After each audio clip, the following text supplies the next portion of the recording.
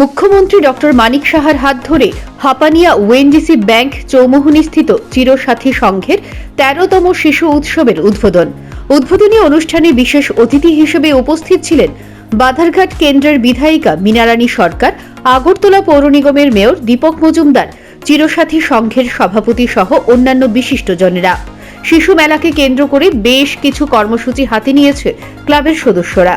শিশু উৎসবের উদ্বোধনী অনুষ্ঠানে বক্তব্য রাখতে গিয়ে মুখ্যমন্ত্রী ডক্টর মানিক সাহা বলেন, ক্লাবগুলোকে সবসময় নিরপেক্ষ থাকতে হবে। বিশেষ করে ক্লাবের যারা সভাপতি এবং সম্পাদক পদে থাকেন তাদেরকে নিরপেক্ষ দৃষ্টিভঙ্গি নিয়ে সব কাজ করতে হবে।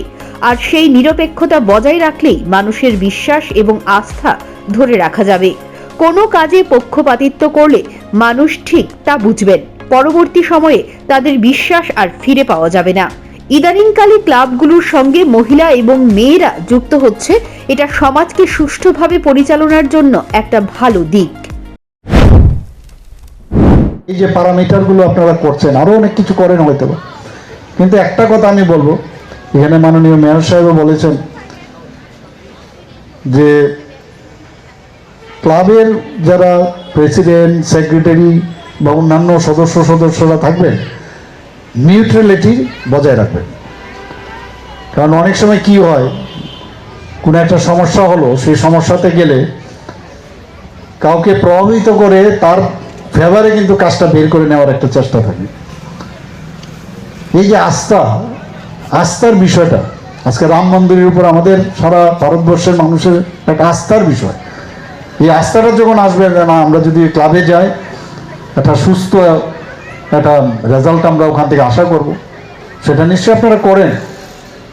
তো সেই জিনিসটা যদি করেন তাহলে দেখবেন মহিলারা আজকাল খুব ক্লাবের দিকে আসছে, ছোট ছোট মেয়েরাও এখন আসছে ক্লাবের মধ্যে যুক্ত হওয়ার জন্য।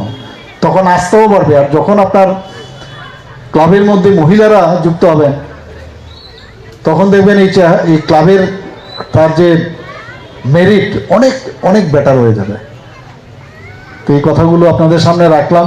এবং এই 5 দিনের যে শিশু মেলা অনুষ্ঠিত হবে, মেলা মানেই তো সবার সাথে একটা মতের আদান প্রদান, সংস্কৃতির আদান প্রদান।